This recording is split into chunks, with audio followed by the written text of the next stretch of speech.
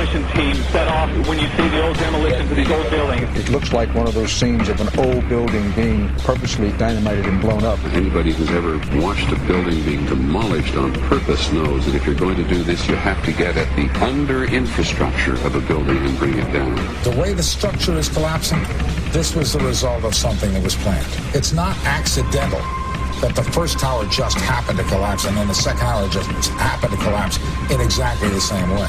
How they accomplished this, we don't know. The building collapsed to dust. You don't find a desk. You don't find a chair. You don't find a telephone, a computer. The biggest piece of a telephone I found was half of the keypad, and it was about this big. What happened to the concrete? The concrete was pulverized from river to river. There was dust powder 2-3 inches thick. The concrete was just pulverized. In addition to those pictures we've all seen too much on television before, when a building was deliberately destroyed by well-placed dynamite to knock it down. If it had detonated, they were planned to take down a building. I heard a second explosion. There was a heavy-duty explosion. Then there was some secondary explosions and then the subsequent collapses. An explosion blew and it knocked everybody over. To me, it sounded like an explosion. It sounded like gunfire. Bang, bang, bang, bang, bang. And then all of a sudden, 3 big explosions. We heard a big explosion coming down. And then the entire top of the building just blew up. We saw some kind of explosion. By the force of the explosion. Big explosion. Blew us back into the 8th floor. Then we get to the lobby, there's this big explosion.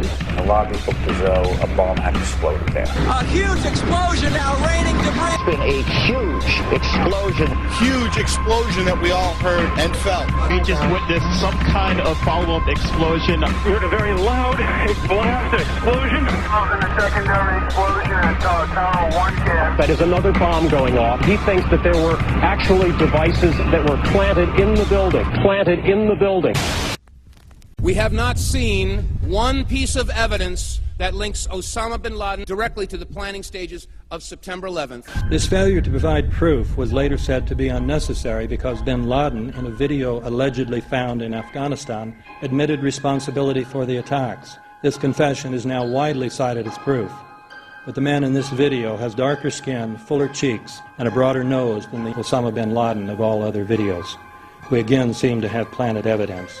In 1976, Osama's older brother Salim bin Laden hired a man in Texas by the name of Jim Bath to handle all the investments in the United States for the bin Laden family. Jim Bath also happens to be a personal, almost lifelong friend and former Air National Guard pilot with George W. Bush. The connections between the Bushes and the bin Ladens become much more clear when George Herbert Walker Bush made trips to Saudi Arabia in 1998 and 2000 to meet with the bin Laden family on behalf of a company called the Carlyle Group.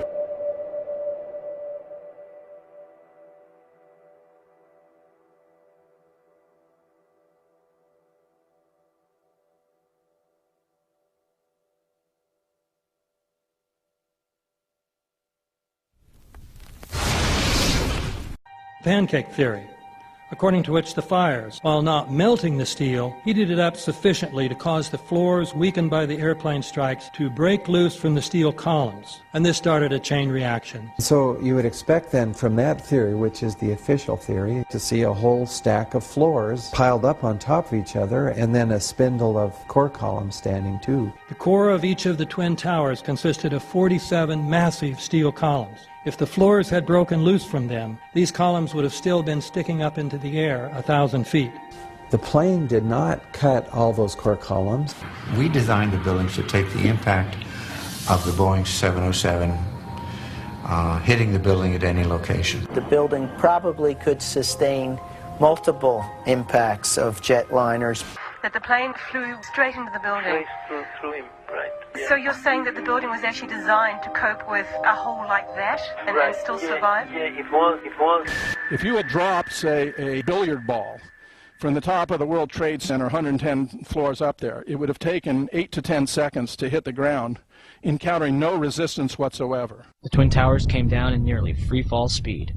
200,000 tons of steel shatters and explodes outwards over 500 feet. This means that floors shattered at an average rate of about 10 floors per second.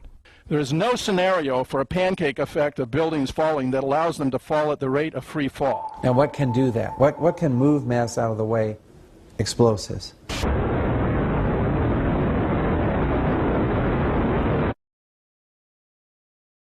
"47 huge steel columns going up the core, and they're interconnected. How do you get them to fail simultaneously so the core disappears? It looks like those core columns were cut. The way we do this is by cutting the beam at an angle.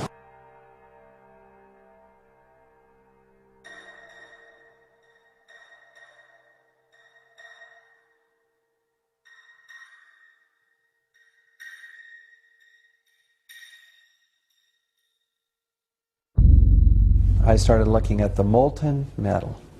All three buildings, both towers in the rubble, in the basement areas, and Building 7, there's these pools of molten metal.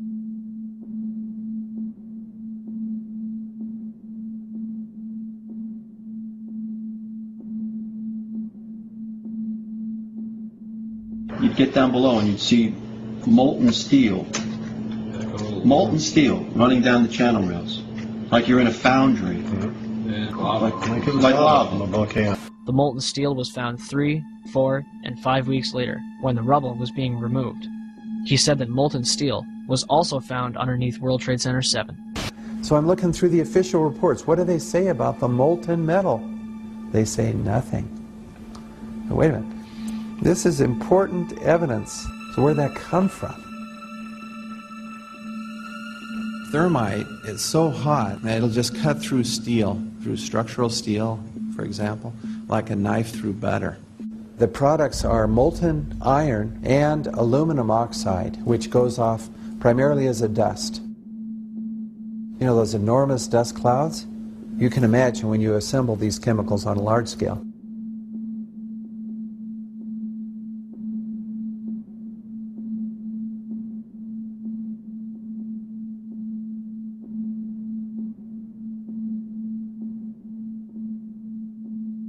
Molten metal pools under both towers after they collapsed, and Building 7. Now, Building 7 wasn't even hit by a jet.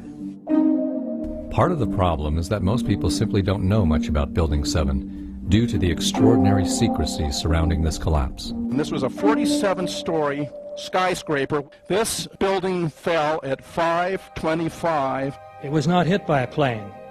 This building had fires on only 2 or 3 floors. And it was brought down by what we know was a controlled demolition. Demolitions, they look just like that. You know, a kink in the middle, and then that building just comes straight down, almost at free fall speed. They first blow one of the central columns so the building falls in on itself. Building 7 had a classic crimp or wedge. Its central column was blown out first, so it didn't structurally damage buildings just a few feet away from it.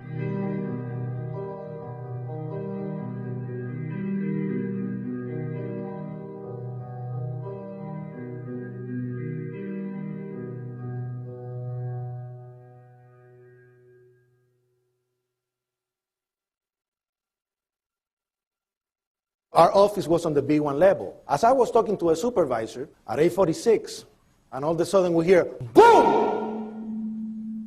An explosion so hard that pushed us upwards. And it came from the basement between the B2 level and the B3 level. And when I went to verbalize, we hear, boom! The impact of the plane on the top. As I'm walking by the main freight corridor building in the corridor, that's when I got blown. I mean, the impact of the explosion threw me to the floor, and that's when everything started happening. All of a sudden, a big impact happened again, and all the ceiling tile was falling down, the light fixtures were falling. You know, you got to go clear across the whole from 1 to 2 World Trade Center, and then all of a sudden, it happened all over again. Something else hit us to the floor. Right in the basement, you felt it. Walls were caving in, everything that was going on. I mean, I know of people that got killed in the basement. I know of people that got broken legs in the basement. People that got reconstructive surgery because the walls hit them in the face.